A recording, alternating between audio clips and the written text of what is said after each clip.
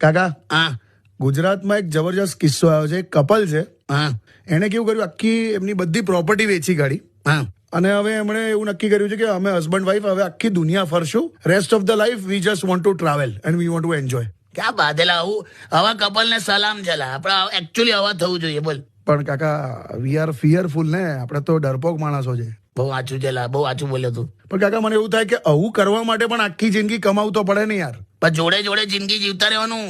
Correct. એવું અલગથી જીવવાનો ટાઈમ આવતો જ નહીં. બધા નહીં વિચારતા રિટાયરમેન્ટ પછી મસ્ત જીવીશ, કશું થતું નહીં. એમ 2-3 વર્ષ તો બેંકના ધક્કા, પછી 2-3 વર્ષ પોસ્ટ ઓફિસના ધક્કા, પછી દવાખાનું નામ પૂરું થઈ જાય બધું. હું આ સહેજ હા ઓકે.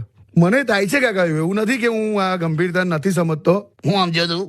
સવારે ઓફિસ આવું ને હા ત્યારે ઘરની બહાર એક કૂતરું સૂતું હોય, હા તે રાત્રે પાછું જવું ને ત્યારે પણ એ ત્યાં જ સૂતું હોય. બોલો, તો એટલે એવું થાય યાર કે મારી જિંદગી આનાથી પણ ખરાબ છે એમ. એટલે તું તારી જાતને સીધું કૂતરા સાથે સરખાવે. એમ નહીં, એટલે આમ એક વાત છે એવું.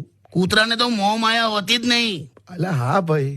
1 કરોડની ગાડી પર 3 સેકન્ડમાં ઉતરીને જતું રહે છે. અલા પણ મેં ક્યાં એવી રીતે કીધું, જસ્ટ એક ઉદાહરણ આપ્યું મેં. તો પછી વાત એ છે કે માણસ છીએ ને તો માણસની જેમ વર્તો.